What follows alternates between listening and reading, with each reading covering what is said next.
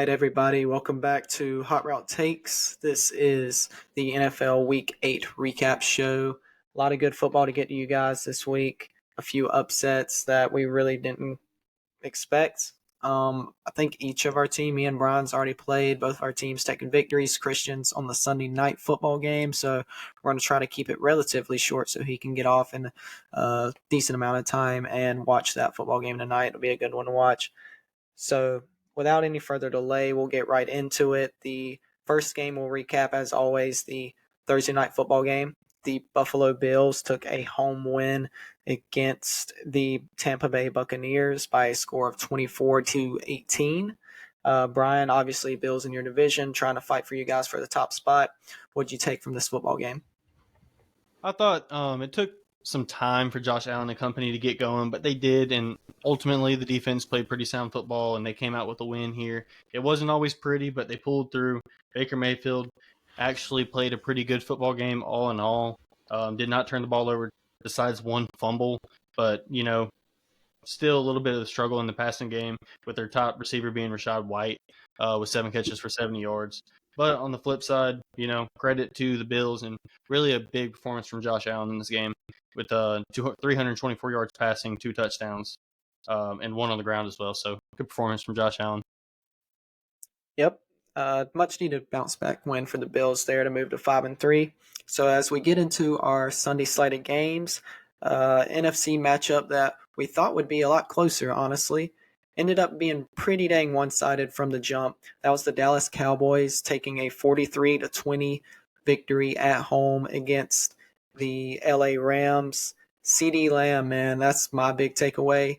Ever since the complaints were going around in the media and whatnot about the lack of targets for CeeDee Lamb, he has come out and balled in 2 straight weeks. 12 catches for 160 yards and 2 tutties in this football game. Like I said, man, Dallas. Sorry, I had something pop up on me. It's distracted me. Like I said, Dallas just really dominated this game from the jump, and LA really never recovered after the pick 6 and made it multiple score lead in that one. So interesting to see these two teams we thought would be evenly matched have such a one-sided football game. So, Christian, we'll get it to you for your first game here is the Atlanta Falcons dropping the road game to the Tennessee Titans by a score of 23-28. Big headline from this one was the benching of Desmond Ridder and Will Levis's huge day, 4 tutties on the day. So what things did you see from this football game, Christian? They fed Derrick Henry a lot during this game. I think that was something we kind of all hit it on that they needed to start doing. And DeAndre Hopkins, he's played with all sort of quarterbacks, and Will Levis, the rookie guy, comes in, finds him for 3 tutties, and then at the end of the game, DeAndre Hopkins steals Geno Smith's line saying, Atlanta didn't write me back. And then he does this against Atlanta. Kind of looks bad. So I think DeAndre Hopkins, looking back now, there's some teams that probably wish they would have signed this guy. But I just think for Atlanta, quarterback moving forward, I don't know what you're going to do now. Now you're going to probably create separation in that locker room and just we've seen Bijan today, but just nothing crazy. It's a running back committee. I think that's said and done over with now. I think moving forward, we know that. And I think it's time maybe for Ryan Tannehill, we can start saying move out the building and let Will Levis maybe take over to Malik Willis. What I've seen out of him and Will Levis, I think I like what I've seen out of Will Levis. It wasn't nothing great, but just we've got more of Derrick Henry involved than what we've seen in the past. Yeah, I'll be the first to admit how shocked I was with Levis's performance today. Never would I think a Tennessee quarterback would be throwing 4 touchdowns in a game, but he came out and made some big-time throws, so credit to him, and we'll keep an eye on the Tennessee Titans. That seems to be his show to run, and if they can make a noise or any noise and push for a playoff spot, it will be because of a strong rookie campaign from Will Levis. So moving on, we've got the AFC East division matchup. Already, the 2 matchups between the Pats and the Dolphins, not even halfway through the year, both over with, and both times the Dolphins came out victorious at 31-17 score in this one at home. Brian, your Dolphins move and keep chucking right along, 6-2 start on the year. What things impressed you in this football game? So what impressed me in this football game is we were without our starting left tackle, left guard, center, and eventually our right guard. He went down in about the second quarter. I don't know the severity of the injury, but it was a hamstring injury to his right hamstring. And hopefully he's okay. I think he is. He was up and standing on the sideline, walked off the field and everything. But, we were without 80% of our offensive line, and Tua had to go to work, man, because the running game was not there. I think collectively we had 77 yards rushing on the day. Still outrushed the Patriots, but that's not ideal for the way we want to run our offense and being the number one ranked team in rushing so far this year. But Tua, credit to him, he played a great game. He did have an early pick, but he quickly bounced back for 3 touchdowns and 324 yards passing. But another good day from the defense. Jalen Ramsey makes his impact felt early in this football game with an incredible pick where he anticipated the ball being thrown and broke on it and took it back for about 40 yards, set up a good field goal that eventually led to Miami winning this game 31-17. But yeah, I think it was a good team performance, and it's going to be critical we get some of this offensive linemen back down the stretch. But big game next week against Kansas City in Germany. Yeah. One of the early games of the week next week. So obviously we will be touching on that one a lot between two high-powered offenses and what we can expect from that one. But week 8, taking care of business. That's what you love to see from the better teams. So credit your Dolphins 6-2 start through 8 weeks. Great start for Miami, looking like the favorite in the AFC East. So moving on, we've got the NFC North matchup between the Minnesota Vikings and the Green Bay Packers. Minnesota picking up their 4th win of the year to move to 4-4 with a 24-10 victory on the road. Green Bay, for me, I won't touch on them a lot, but struggling mightily on third downs, 5 of 14 today. Jordan Love just has really not looked himself since the first couple weeks of the year. The big thing from this game is the unfortunate news that Kirk Cousins has, by all accounts, suffered an Achilles tear, which, I mean, Minnesota looked like they were ready to fight back and maybe push for a wild card spot, but if you don't have Kirk Cousins and Justin Jefferson, I truly don't see what you do to even make an attempt to make that push. Looks like Jaren Hall was the backup that came in for a few snaps at the end of this one. I don't know if they consider rolling forward with him. I can't expect them. Yeah, I don't think they should expect to win too many ball games. Although today, KJ Osborne, TJ Hawkinson, and Jordan Addison all had big days in the receiving corps. So nice to see those guys step up with JJ down. But I don't care who comes under center. I don't expect much from Minnesota going forward. That's just an unfortunate blow for them. So we'll move it along and maybe touch on more of that subject later and what Minnesota will do the rest of the year. Let's see. The next one here is going to be the Indianapolis Colts, Christian's team. They keep fighting back and finding a way to give teams good football games, but in the end wasn't enough to beat the Saints at home. Christian, anything you saw from this one? Was it the Saints really taking this game from them, or the Colts just lacking without Anthony Richardson?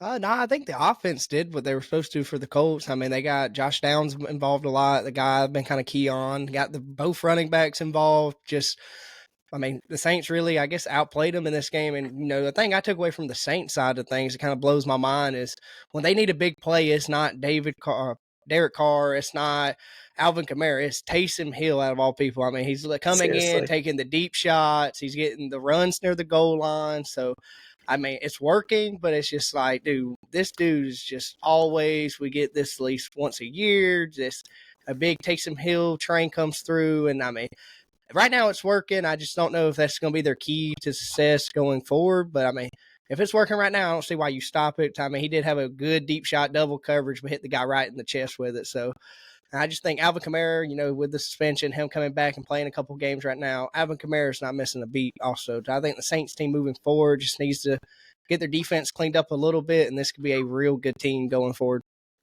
Yeah, they could definitely make noise in this NFC, especially if they get some more solid performances out of Michael Thomas and those guys alike. Rashid Shaheed had a big, long touchdown today. So those type of big plays from the offense will go a long way for the Saints. And that win, moving them to 4-4, puts them in a position, I believe, tied for first in the NFC South. Or I'm not quite sure. What's Tampa's record? 3-4? Yeah, 3-4. So tied for first NFC South.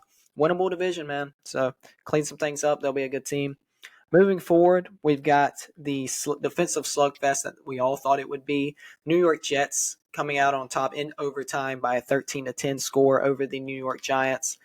Brian, not a lot of fireworks to be had, especially once Tyrod Taylor went down. The Giants ran Saquon like crazy in this game, over 30 rushing attempts. So a heavy physical game, but entertaining to say the least, I guess, if you're into those kind of matchups. What did you see from the Jets and Giants in this ball game? Zach Wilson come up clutch at the end here in the fourth quarter. Several big time moments. Him on the ground running for 20 yards on the 4th and 10. Later on with a beautiful 25-yard pass, escaping coverage and throwing it down the middle of the field. Didn't play a good game, not at all. I think he had under a 50% completion percentage, but came up clutch at the end. But I really think the story of this game is the Giants just lack of passing. Like, it was embarrassing. I think they had 8 yards passing on the day with 14 attempts. Also, hopefully Tyrod Taylor's okay. He had to stay overnight at the hospital with a rib cage injury. Prayers for him. Hopefully he's okay. They're having a hard time with these quarterbacks this year with Daniel Jones being out with a neck injury, missing a couple weeks. But overall, good game by Zach Wilson, I guess. Just kind of took care of the ball a little bit. I think he did have a fumble, but continuing to win games, I think, is the big thing. And they are 4-3 now, I believe, or 5-3. 5-3. 4-3. 4-3. Okay, yep. So still, that's a winning record. Winning record with Zach Wilson. Yeah, I can't say we expected it. Truly. Really, big day from Saquon. Yeah, and I mean, God, just looking at that box score, if you include the sacks, Giants -9 yards passing. Tyrod had 8 yards on 7 attempts. DeVito comes in and throws 7 passes for -1 yards. And then, as I said, taking to the sacks, that ends up being -9 yards in the passing game. How did they get that to overtime? Testament to their defense and Saquon Barkley, because they were very much leaning on them. That was an interesting one, but one the Jets needed, because if they want to steal a playoff spot behind Zach Wilson, they need these defensive battles and low-scoring games to go in their favor. So credit to them.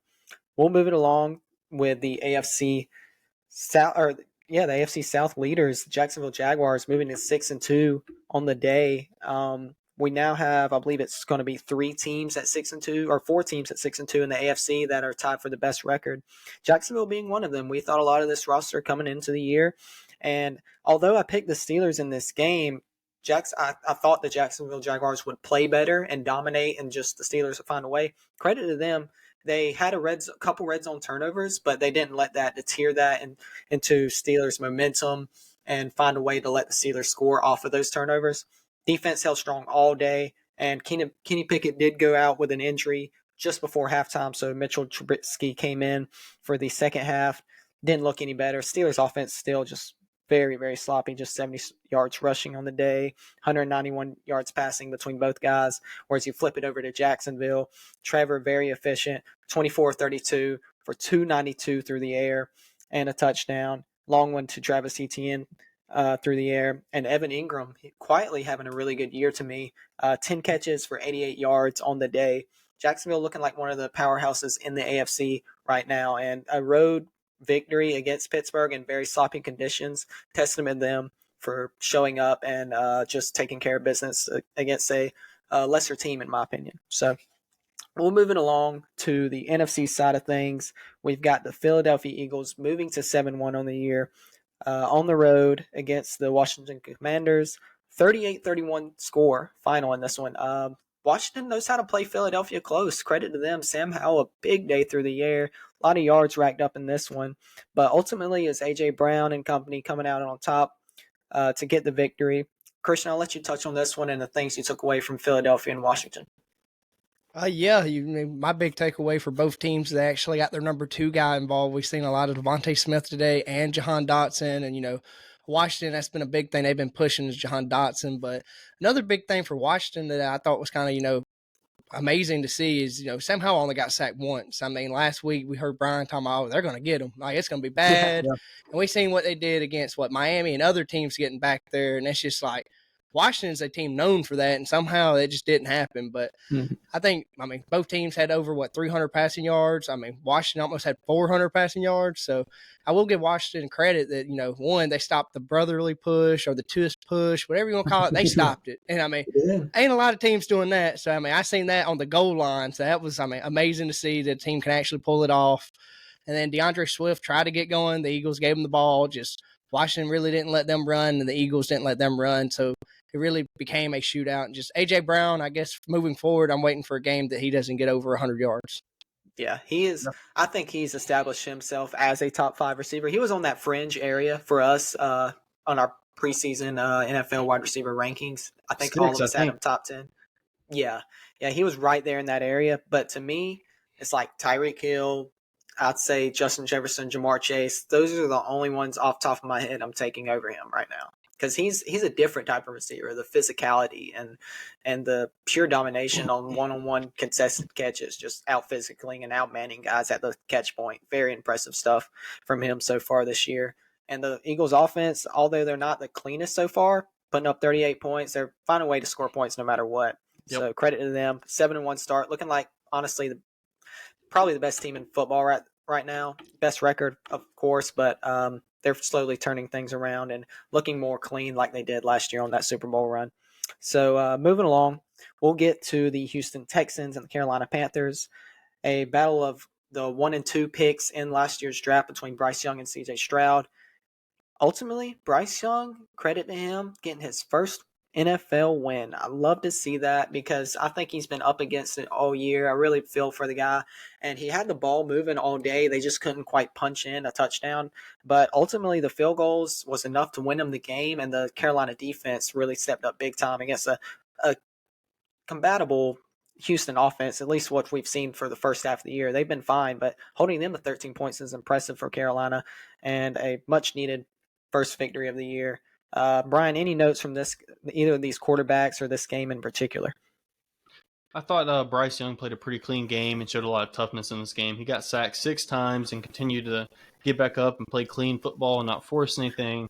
We all know that they're lacking in weaponry, but coming out against a formidable defense and throwing for 235 yards, a touchdown, and being under the duress he was under, and just, like I said, playing winning football, allowing his defense to play in this football game and not letting them get behind and having to play catch up and things like that. So good performance from the Panthers. I guess a letdown from the Texans, but CJ Stroud and company really couldn't get a whole lot going through the air, which is surprising with the Panthers secondary being as beat up as it is. But neither team could get the running game going very much. But Panthers get the first win of the season.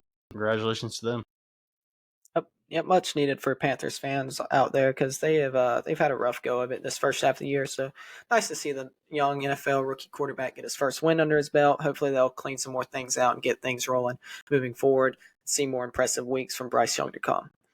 So next up, we've got the Cleveland Browns, who had to travel to Seattle for the road game, 4:25 kickoff.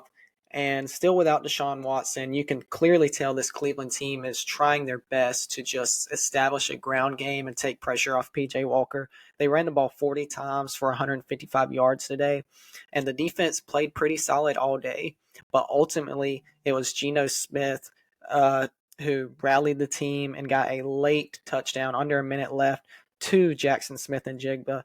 As I said, I think each week JSN is getting more involved. He didn't quite have the target load that you might expect as you move forward, but the ability to ignore that and at the end of the game make a play to win them the football game, give that go-ahead touchdown, impressive stuff. I think the Seattle passing unit or passing game in general is a strong unit. Tyler Lockett, 8 catches for 81 yards. DK Metcalf, 5 for 60. That three-headed monster between those two and JSN is formidable. I would like to see less targets for DK. He had 5 catches on 14 targets. Honestly, I want JSN to get more targets. I think DK's he's an interesting player to say the least. He's a bit of a hothead. We've seen these clips each week, it seems like, and he gets frustrated. It seems like they were making a concerted effort to make him happy. I'll touch on that later with Baltimore. They kind of did the same thing with OBJ today. that's not how you win football games. I think when you're balanced, and Seattle has the talent to be balanced, especially with the running backs they have, they can accomplish a lot more. But that said, good win at home against a team without their quarterback. Moved to 5-2 on the year. Good start from Seattle considering that week 1 debacle against LA. Nice to rebound with 5 wins in 6 games. So good start. Moving along, we've got the AFC West. Wow, I can't believe this one. This was the upset I was talking about. And on the preview show, we quickly, like, I didn't even ask for an opinion on this game because I didn't think it was going to be close. We all three, I was like, by show of hand, anyone bold enough to say Denver. No one raised their hand because we were like, go ahead, Brian. You got something? Or were you just. He I'm wanted to raising take my him hand now. for Denver right now. Oh, okay, you're taking them now. That's fair. That's fair. Well, I mean, like, the conditions that called earlier in the week, this was going to be a snow game. So once I saw that, I was like, oh, maybe Denver can mess around if their defense steps up. And their defense did step up today. 24-9 victory, holding this Chiefs offense to under 10 points. Always impressive. And that's how you pull up the upset, and that and taking care of the ball, of course. Christian, 2 AFC West teams. You got to be happy that the Chiefs stumbled and stubbed their toe in this one for your Chargers to maybe hopefully catch up to these guys, because that was not a outcome we expected. Yeah, nah, man. Going into the game, we'd heard, I think it was like Thursday, that Patrick Mahomes had a sickness, an illness, and the game came on. They said a flu. Well, I'm thinking, that's Patrick Mahomes. Flu's not going to do anything. But I guess the flu's something serious because, I mean, Yep. they were 3 for 10 on third down conversions. I mean, that's not going to win you anything. I mean, I don't know how, but I mean, I told Brian before the pod, I mean, they traded away a lot of pass rushers. It doesn't seem like it. Yeah. I mean, they were breathing down Patrick Mahomes' neck this game. So, A lot of drop and passes. then, yeah, a lot of drop passes. And then, I mean, on the Denver side of thing, it was just running the ball. I mean, that's all they did with Williams since his injury. I think you could go ahead and say he's 100% now. I mean, He's playing good he ball. wouldn't even get going. I mean, he was taking 2-3 steps, 2 people on him. He was carrying them for another 2, 3, 4 yards. Yep. So I just think moving forward, this Denver's team is going to be a very run-heavy team, which we said if it looks early or look ugly early, expect this offense to change very quickly. And I think that's what we're seeing now. Yep. I think the Chiefs, they had, 5 turnovers on the day? That's the first time since 2018. I think that's insane to think that, I mean, they turned the ball over that many times. I mean, they had a chance at the end. You know, they did get the defensive stop, a punt, and then who they just traded for, McCole Hardman, who was supposed to fix their punt problems, muffed it. So I think there's just, I mean, I ain't going to say questions in KC. I don't think that's possible, but just maybe you need to eye this team a little bit more going into next week, definitely playing Miami and having to travel after this game. So, I mean, right now, if I had to say anything, I think Miami's happy to be catching them right now when they look like this. So I think, you know, my big takeaway, too, is I was looking for Isaiah Pacheco. I mean, I seen Denver running the ball. I'm thinking KC will get involved maybe with the running game, too, and it just never happened. They just went away from it and just like, well, Patrick Mahomes will get us out of this. Patrick Mahomes will get us out of this, and just couldn't do it. So I think moving forward, I'd like to see KC run the ball and Denver maybe keep this going moving forward. Yeah, I agree with you. Especially as someone who has Pacheco in fantasy, I'm just like, the guy runs hard. Like, it seems like he does things when he touches the ball. But again, they were just hoping for Patrick to bail him out today, and didn't happen. Credit to Denver, and they showed up and played at home.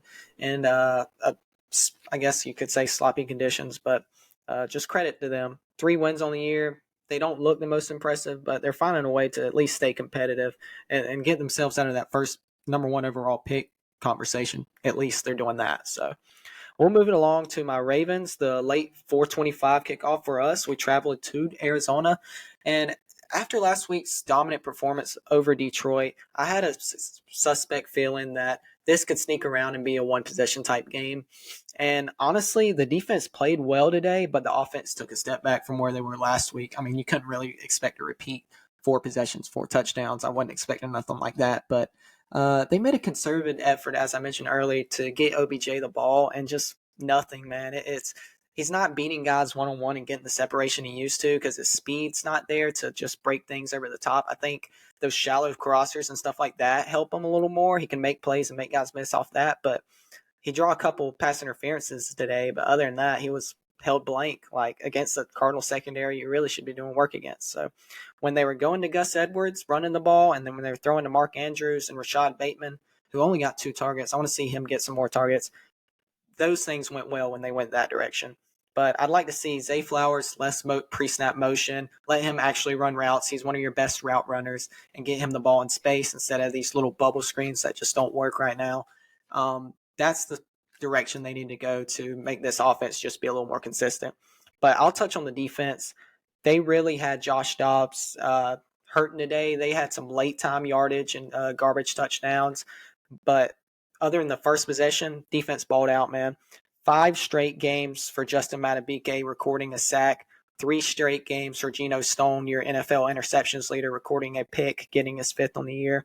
Continued great work from those guys, man. I can't preach enough how underrated players they are. Madubuike, of course, in a contract year, he's headed for a big payday, guys. Big payday. So, end of the day, not the best performance, but a 6-2 start, I'm not going to complain about.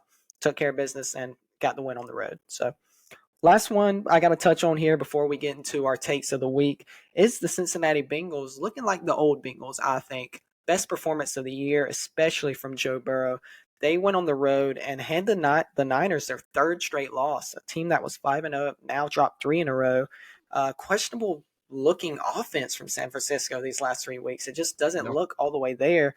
And when you flip on the other side of the ball for Cincinnati, who moved to 4-3, they look complete. They look like old Cincinnati, as I said. Joe Burrow's best game of the year, 28 of 32 for 283 yards, 3 touchdowns, and a 134.8 quarterback rating. Partner that with Jamar Chase's usual big day, 10 catches, 100 yards.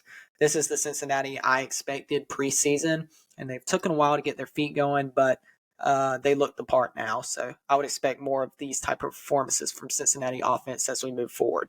Hey, Brock Purdy led the Niners in rushing. That's not, especially McCaffrey able to play. Yeah. That makes me think he's really nursing the injury he was, and they kind of just need to sit him, truthfully. But well, that's something to keep an eye on. The San Fran offense not looking the same these last 3 weeks, especially when you consider last Monday night against Minnesota. That's a team this offense should handle, especially the line of scrimmage, and they didn't do it. So interesting stuff coming out of San Francisco right now. We'll have to keep an eye on them moving forward because it looks like the Eagles are separating themselves as the favorite in the NFC.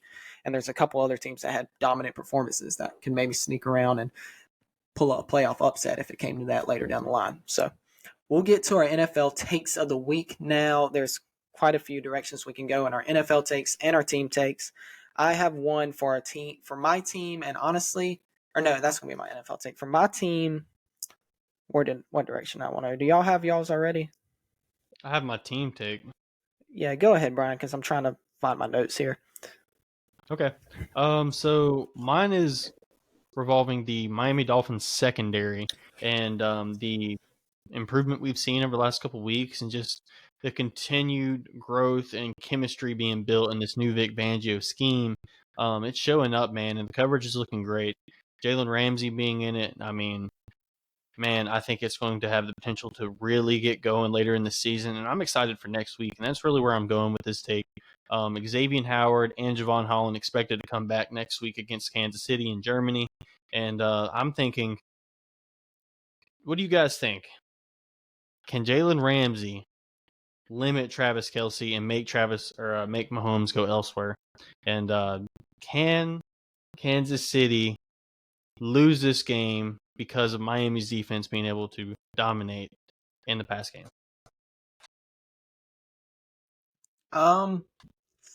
Just to touch on the Ramsey, I love his play this week, and it was nice to see him back on the field. But the matchup with Travis is an interesting one. I can't, since obviously Ramsey being on the Rams for quite some time now, I can't recall many matchups between these two guys, so I don't know how Miami's planning on utilizing or planning to eliminate Kelce, because obviously that is the guy 15 is going to look to drive in, drive out. I think Ramsey is a good call because the physicality, we know what a great tackler he is. The physicality he can provide at the line of scrimmage or chipping and getting Kelce off his initial route will do a big job of slowing this KC passing attack down. But honestly, KC is outside of the Bears game. How impressive have they looked? Like, we haven't touched a lot on this team. They may be 6-2, but I'm not I'm not buying him right now. And honestly, I think I said this last year to where like, man, these guys look unimpressive. But come playoff time, I was like, I'm not betting against 15. And he found a way. And that's just kind of the vibe that I get from KC in these that post first Super Bowl. Regular season, they don't go out and dominate like they used to. They don't put up 40 and throw for 350 yards week in, week out like they used to. And today's performance was more of an inclination of what this team is in the regular season to me. Denver has not been the best defense all year. We've noted that on this pod several times. And the lack of production from the receiving core just worries you. Like, it truly worries you because they don't have the name talent after the Tyreek Hill departure to think, all right, these guys have the track record to turn it around. But just as I said, come playoff time, no matter really who Patrick's throwing to, he finds a way to get these guys across the finish line. Sunday is going to be a great matchup. Early game of the week circled for me, and that matchup between Ramsey and Kelce, if I had to lean one way right now, I'm leaning Ramsey. I think Miami's going to utilize him. They showed a little bit today what they'd like to see from him and what spots they want to put him in. I think they'll do a good job at utilizing him. And the offense is the thing for me for Miami. They are clicking so much that it can force KC to be one-dimensional, and they're going good when Pacheco's going good right now, at least this season. That's when their offense has been the best. If Miami gets a lead and you force 15 to pass a lot and take Pacheco out the game, they can really key in on Travis, I think, and make those other guys beat you. Right now, I'm not seeing that Kansas City can do that. So that's my take for the game next week. No. Yeah, my take is just, just judging what I've seen today, I just don't think – I'm going to say KC's going to have a chance. I think Patrick Mahomes, one, will not play like this. The ball will not be turned over like this. But I still, just looking right now, I'm favoring, Miami. I just think we've seen KC today struggle against a team that could run the ball great. And when they needed to pass, they have the weapons to pass. And then we were talking about a team that – I'm not going to say they're the opposite of Denver, but a team that is very pass-heavy and then can also get some great runs in. If Miami has to, if they come in and run the ball down, KC's throat, it's not going to surprise me. I think that's just who their coach is. He's going to look for the weakness and really do that against his team. But we've seen today Waddle, Tyreek Hill both had over 100 yards. And I just look at KC's defense, and I think losing, their linebacker, Nick Bolton, last week, I think that's been a key for KC's defense. It's kind of been not losing or missing, but just I don't think they're all on the same page, and that's where we're seeing a lot of defenses. Without your guy communicating, you don't know where you're supposed to be lined up. And, just one little shift that y'all run a lot for Miami is going to kill them. So then they're going to have to try to line up when you're doing all these shifts. And that's going to be tough without, a guy that's a vet and a blended leader on this team for a while, just this team. So I just think, just off of y'all's offense and how much motions and stuff y'all are going to run, I just think KC is going to get very confused on defense. I think if they do stay with y'all, it's going to be an offensive shootout. But I just think their defense is going to have to be dealing with too much for Miami's offense. Fair statement. I really think Miami has the opportunity to go and make a statement win. You've heard all the noise saying Miami can't compete against the top tier teams in the NFL. I just think that's a bunch of bullcrap. I definitely think Miami can compete with the best teams in the NFL. And I think they have a great opportunity to do that Sunday against KC. And I do think Jalen Ramsey, Xavier Howard, and Kader Kohou will make a great corner tandem, and really it's going to give a lot of teams a hard time. I really do. But that's really what my take was based off of. Yep. I like it, Brian. I've touched on mine a little earlier in this pod, and I'm going to circle back to it here. If you guys had to pick one of these receivers, there's a few options here for the Ravens to become the third option. I think pretty clearly right now they want to run the ball. They didn't quite use Lamar in the run game a lot today, but that's still there when it's warranted, I guess. And in the passing game, it's Mark Andrews, Zay Flowers. That's who they're looking to get the ball to, I'd say 75% of the time. Now, when you circle back to Bateman, Isaiah Likely, Nelson Aguilar, Odell Beckham Jr., it's really, to me, it seems like between OBJ and Bateman, which of those guys needs to get more targets, needs to be the lead guy in terms of targets out of those four? And who do you trust more to give you that production? I've got my answer, but I'd be interested to see if you guys lean the same way. What say you? Okay. I got two answers. I got what I think they should do and what I think will happen. I think Odell Beckham is going to be the guy that really ends up stepping up here and there. I think he has, a little bit left in the tank, not a whole lot, but he's in a rhythm right now with the offense. He's made a couple catches here and there, and he's looked like he's got a little bit of juice left, but he can get hurt any moment. I hope that he doesn't, but that's kind of the concern going forward. If he can stay and be consistently at third option, I think he could have a couple decent games, but I don't know that he can consistently be that guy. I think what they should do is use Isaiah Likely more. I think if he develops into what I think he could be, which is a move piece, vertical, tight end weapon that is not the best on the ground game. That's kind of Mark Andrews, but you can move him around, motion him, and he can be a mismatch guy on the perimeter and a red zone weapon for Lamar Jackson. And I think getting him involved and letting him develop and being just a more critical component of the offense would allow the run game to function better with having another tight end out there, as well as being able to draw some mismatches in the red zone by flexing him out wide and having a corner against a, 6'5" tight end and Isaiah Likely. So that's kind of where my head is with that.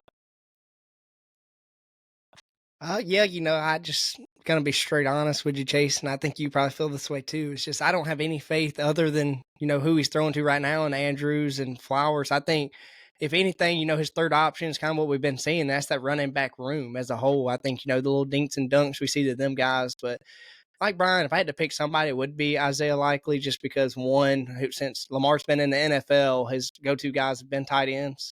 So I think if you could maybe get Isaiah Likely out there more, that'd be great. But then you also don't want to take away from what you have with Mark Andrews is my only problem with that.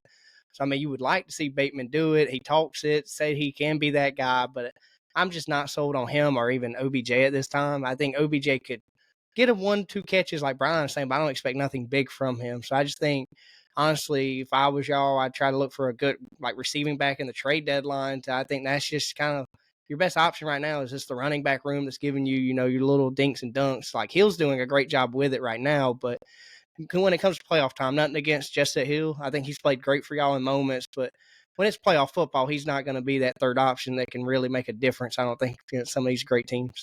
Beckham has been the third most targeted weapon, has he not? He has, and I see y'all's takes on the case for Isaiah Likely, but honestly, it boils down to Isaiah Likely's not going to be on the field enough. Mark Andrews is tight end one. He'll be on the field for 90% of snaps, and Likely really just gets worked in on a few bunch sets when they want to spread people out. When they're going with 3 wide receivers, it's normally for 3 type of playmakers. It's Mark Andrews, Zay Flowers, and one of Rashad Bateman and OBJ.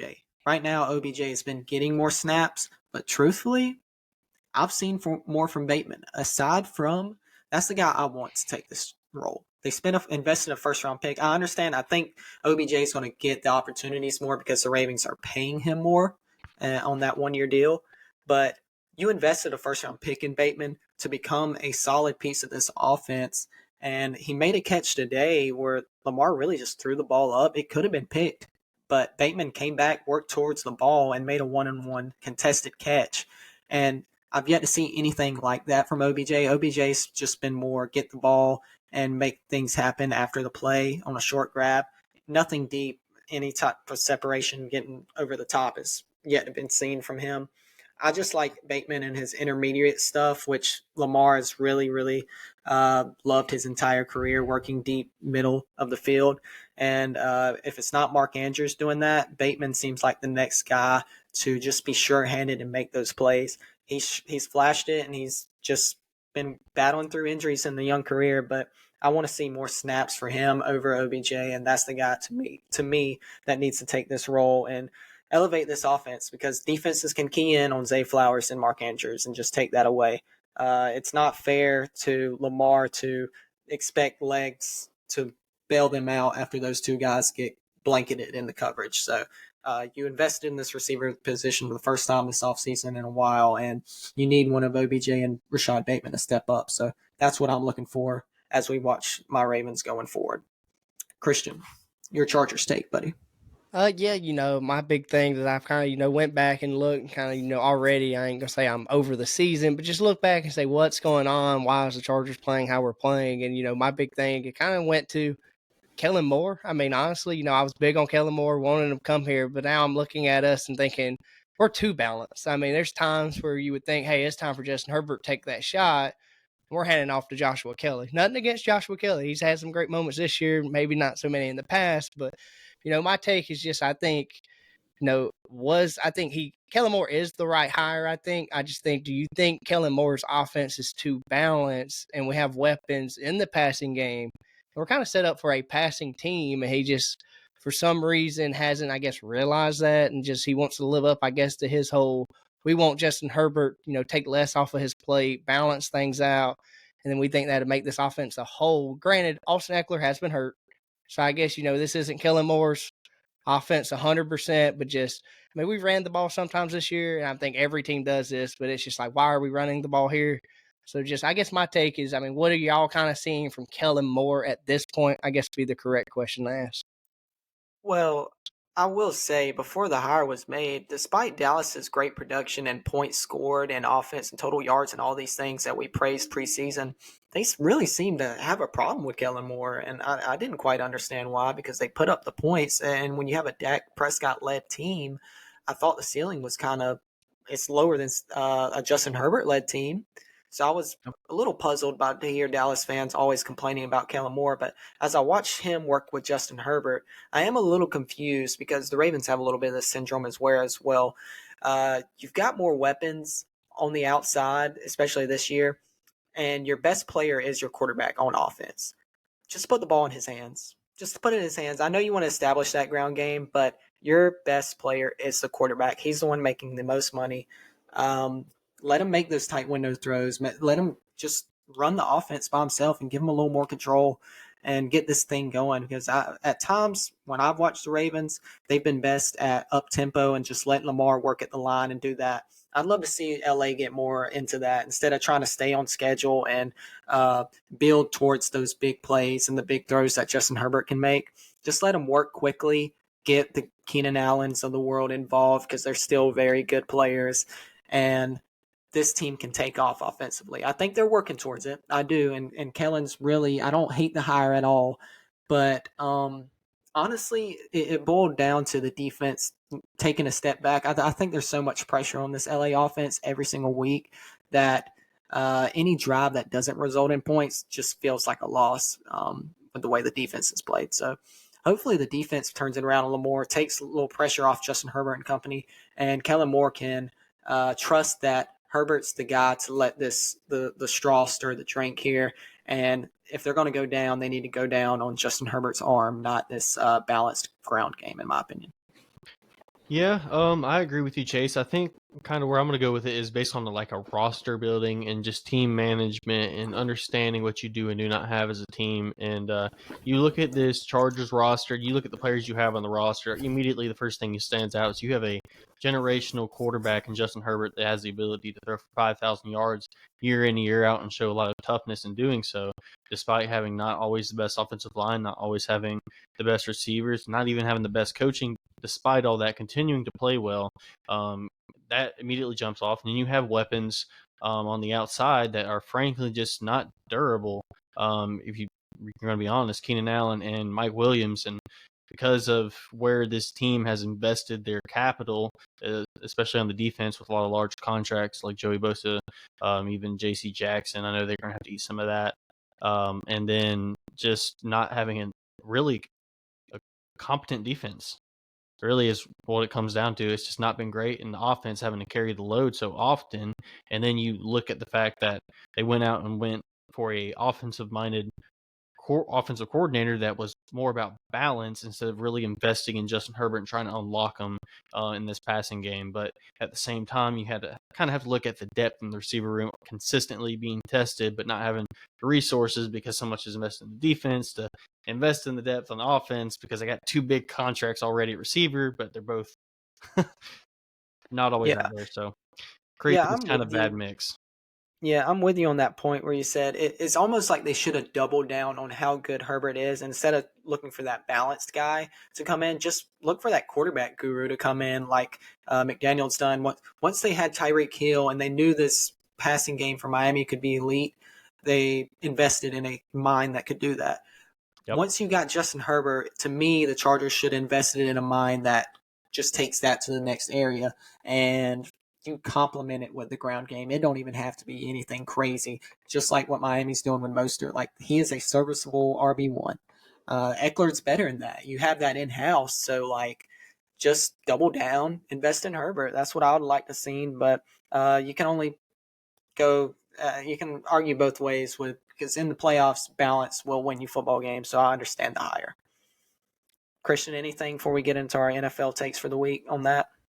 No, I mean, I see both sides. I kind of agree that maybe, you go for a guy that just helps Herbert and get him better. But, I mean, we've also seen a lot of coaches now. This is, I think it's just, Herbert's going to have to find his guy. And I think Kellen Moore could be that guy. It's just they're going to have to get the chemistry. And, Herbert throw some of his things out. They put more Herbert things in. I mean, year one, I think, year two, I think that's when you really see and say, hey, this was the right or wrong hire. I would agree. I think changing stuff that quickly after, especially on a coordinator side of the coin, can be detrimental to quarterbacks. Working with the same guy year in and year out really helps them take that next step. So love to see the Chargers, which this is a long football season. They can turn around the second half, starting tonight with the Bears. A great matchup for them. So we'll get our NFL takes and get out of here so Christian can go watch his Chargers on Sunday Night Football. I'll start us off here, guys. Obviously, we've talked on the trade deadline, really pod in, pod out these last few weeks. NFL trade deadline is Tuesday night, so we will not be together before this thing finally comes to an end. I just want to touch on which guys. Two questions for you. Does your team make a trade? You don't even have to list a player. Do they make a trade or do they not? And on the opposite side of it, what's the biggest name to get moved? There's a lot of names out there that can make a difference, especially on these playoff contending teams. I have a few directions, a few names in mind, but I would love to hear your guys' thoughts on if your teams make a move at this deadline Tuesday or if you see a big splash move happening anywhere in the NFL. I think Miami makes a move for just a utility offensive lineman to kind of come in and provide some depth because we lost left guard Isaiah Wynn for the season, and we're just kind of a little banged up right now. We are expecting to get Teron Armstead back next week. I don't know the severity of right guard Robert Hunt's injury, and Connor Williams is been kind of in and out of the lineup with a groin injury. He kind of maybe was going to play today, but then came out. Liam Eichenberg finished the way, but I just think we kind of need some more depth. I can see them pursuing that. Chris Greer has been very active at the trade deadline in years past. Last year around this time, trading for Bradley Chubb from Denver. So can definitely see him doing something like that. And as far as big trades go, I would have thought someone would be going to get Derrick Henry. I'm thinking Baltimore, maybe. I know you're probably going to mention that, Chase, but that's kind of where my head is with the big trade. Yeah, I'm gonna go, with the loss today. I think Washington definitely Chase Young is up there or Sweat. One of their edges guys got to go, I think. So I think that's a key guy that's probably gonna go is Chase Young. And then, Hunter, I thought for the Vikings was another one, but I mean, they're saying they're keeping him, but I think Kirk Cousins' injury may could change that. So I think a pass rusher's where I'm leaning. I think one of these big name pass rushers got to go for a winning team that needs that. But I just think I don't know what to think with the Vikings and Hunter, but I think Chase Young is more than likely out just because, one, he hasn't been what they spent on him, and two, I just think he's kind of maybe not wanting out voice-wise, but you would think at this point he probably does want out of Washington. Do your Chargers make a trade, Christian? Don't even have to name a player, but do they pull the trigger on anything? I think after tonight, I think we definitely should get this win. And I think, with what the wide receiver crew looks like, if it doesn't look pretty tonight, I maybe could see us going to spend a little something on a wide receiver. No names. Just I think that's something that we definitely will have to look into and add somewhere, I think, in the receiving room. Okay. Well, Christian, I'm with you on your player to be moved. The biggest splash, I think, will be a pass rusher. I was between, especially with the Washington loss and the Kirk Cousins injury. Those are the first two teams I look to as well. Yeah, those are the first two names. Honestly, if Denver had lost today like we expected, I could have thrown Patrick Surtain's name in there, honestly. Yeah. I think he would have been a huge pickup for any of these playoff contending teams. You can never have enough good corners, and one of the best to become available would have been huge.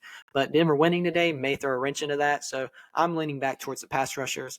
I think it's going to be Danielle Hunter, honestly, maybe even Brian Burns if someone's willing to cough up the first round pick. He is the best name on the market for me. Ultimately, I don't think anyone does that. So I'm going to go with a Sweat from Washington going to somewhere like, who could use a pass rusher here? The I'm looking Detroit through Lions. these teams.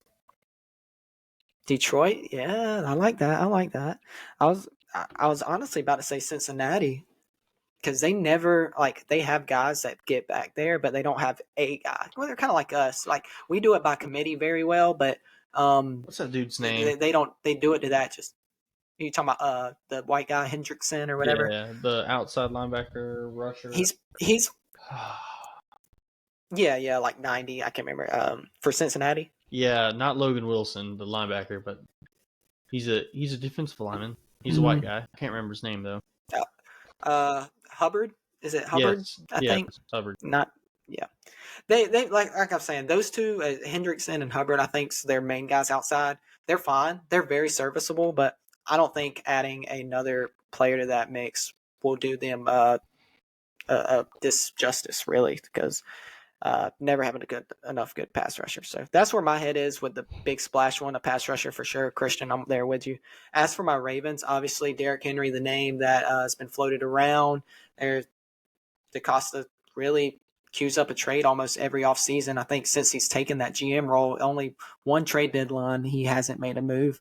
Last year, it was the Roquan Smith trade, arguably one of the biggest moves we've made in a while to solidify the defense. Defense is looking good, so I don't expect a pass rusher. To me, if it comes down, if we make a trade, it's for a running back. And if it's for a running back, it's for a difference maker, and it's Derrick Henry. So that's the only one on my table right now. I don't think we'll end up pulling the trigger, though, because Gus had a good day. He's not Derrick Henry by no means, but Ravens love mid-round draft picks, man. Giving up a third and fourth for an aging running back doesn't quite seem their style, but time will tell. So, interesting trade deadline. I'll look forward to talking to you guys Wednesday and break down any moves that are made.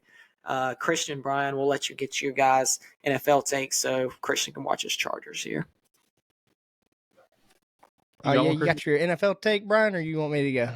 I got mine, but do you want to go or me? No, you go ahead, man. I'm going to talk about one of your guys. So you go ahead and get your take over, and then I can talk about your guy.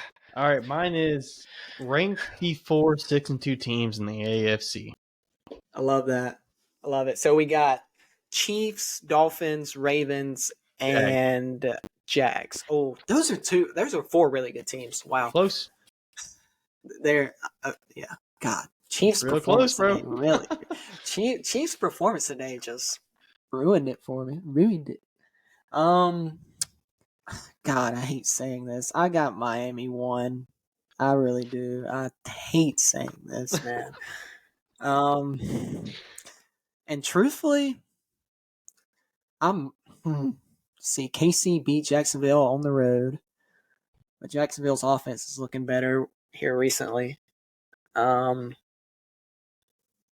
gonna go KC too, because they've just proven it longer, and they've got the best quarterback in the league. And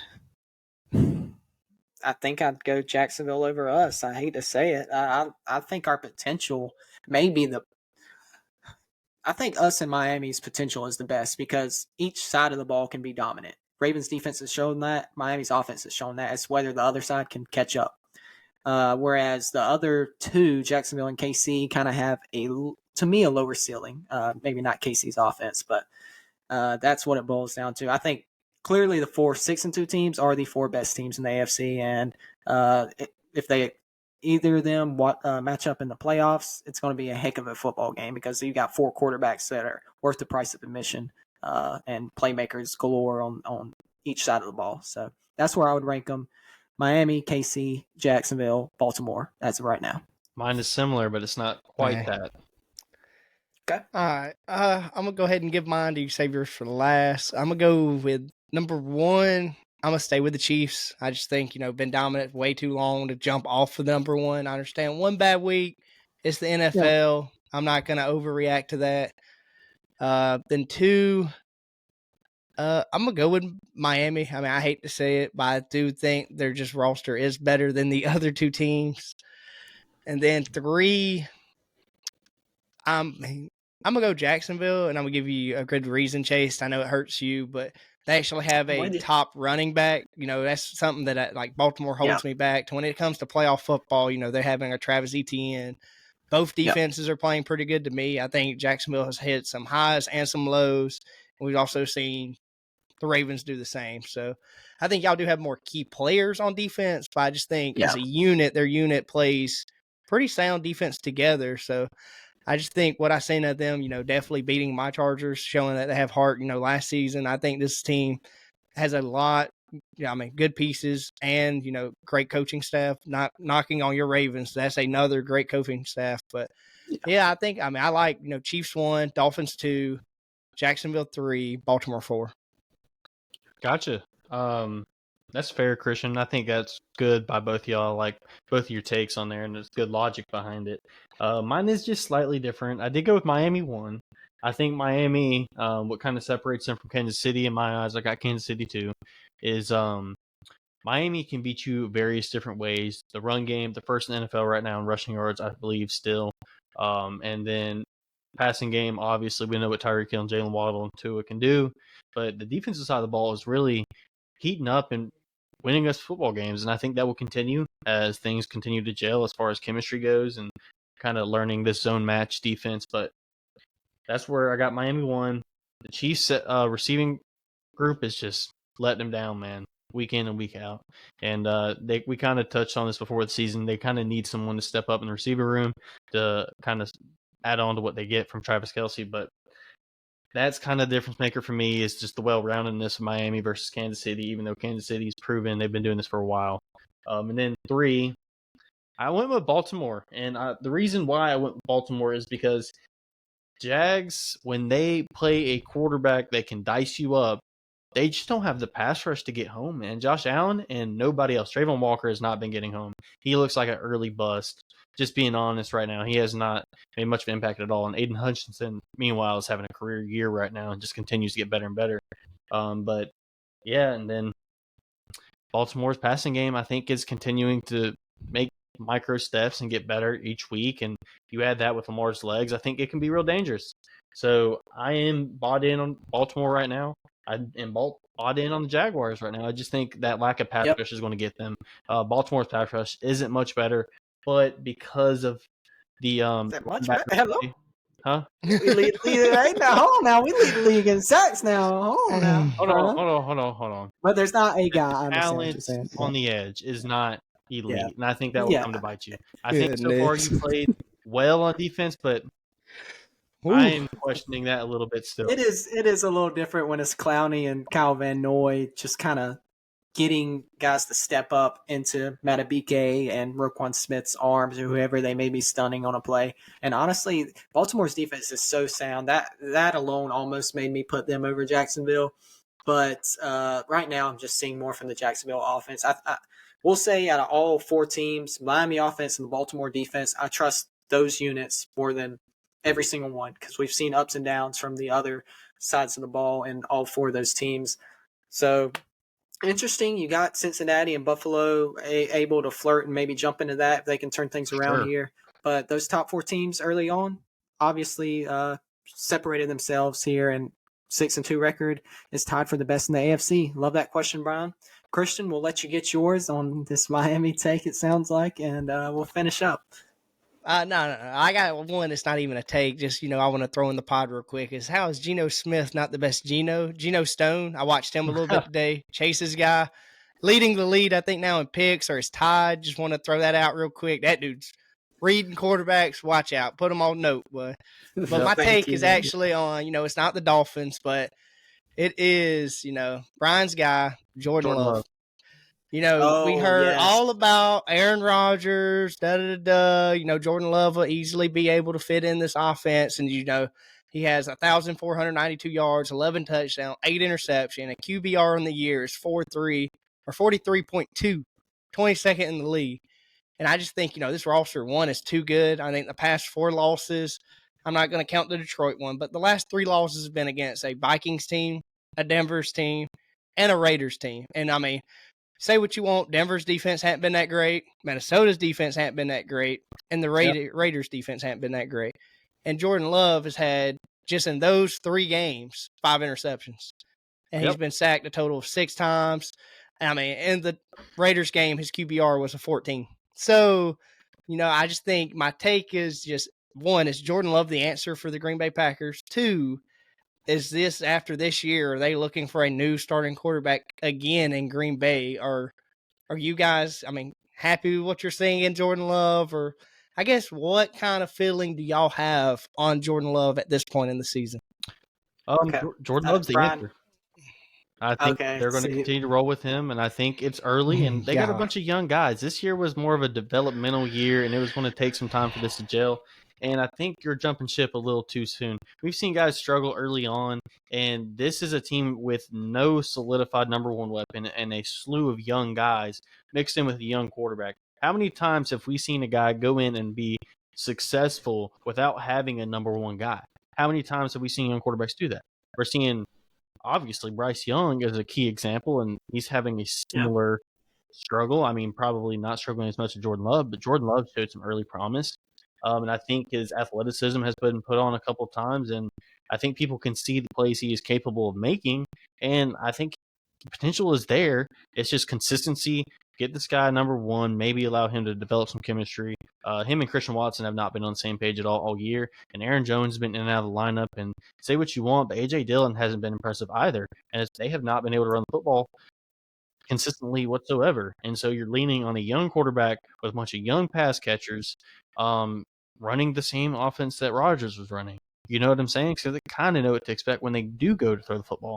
So I'm kind of leaning that Jordan Love is going to get more runway, considering the runway they gave the last 2 quarterbacks and success they've had grooming quarterbacks. I don't think it's going to be over after 1 season, especially getting opportunity to add some more pieces to the offense and having another year of continuity.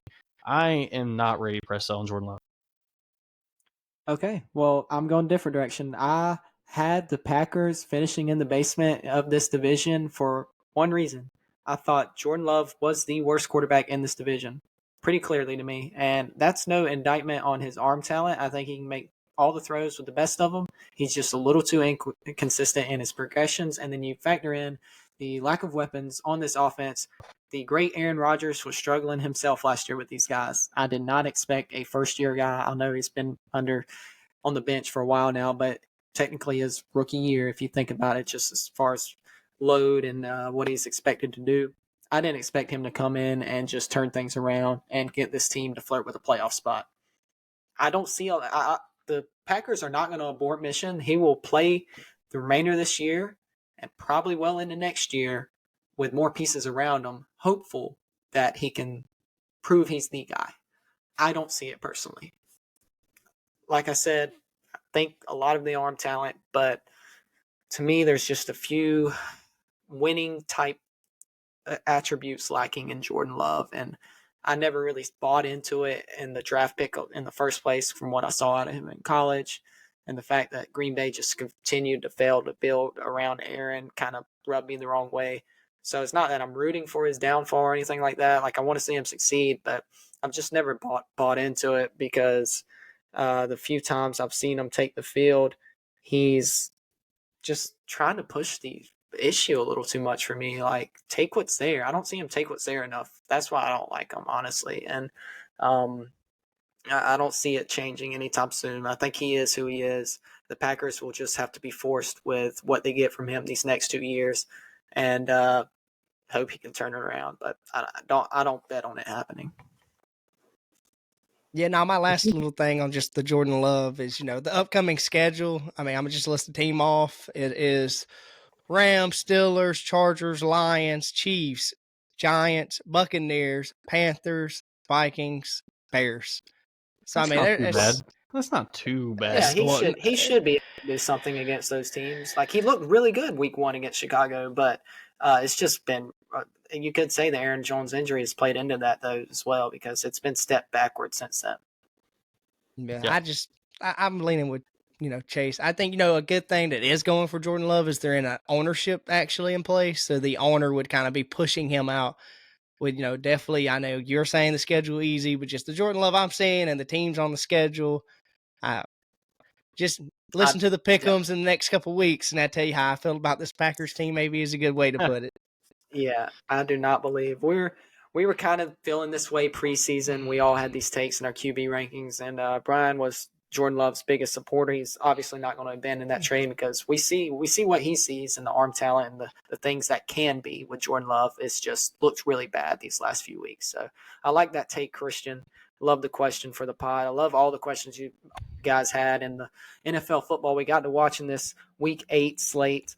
Week 9, guys, really good matchups that we already touched on the Miami KC one coming up. Baltimore will be playing Seattle. I'm not sure who y'all have, Christian. I think things are actually got the Bears tonight. Looking hopefully some softer games coming up for you guys Denver? because y'all went through the gauntlet. Hopefully that's the case because y'all went through the gauntlet this first half of the year. And when we come together for Wednesday and on the preview pod, we will be past the trade deadline and officially past halfway of the football season. It's flying by, guys, but I'm loving every second of it and loving these pods we get to do together each night. Yep. Besides that, we'll reel it off and get out of here and let Christian watch his Chargers. Thank you guys always as listening. Just continue to like, share, subscribe all the content we put out for you guys. And we will plan on seeing you Wednesday nights for the NFL Week 9 preview show. Thank you guys as always. Peace out. Peace. Number 1, baby. Okay.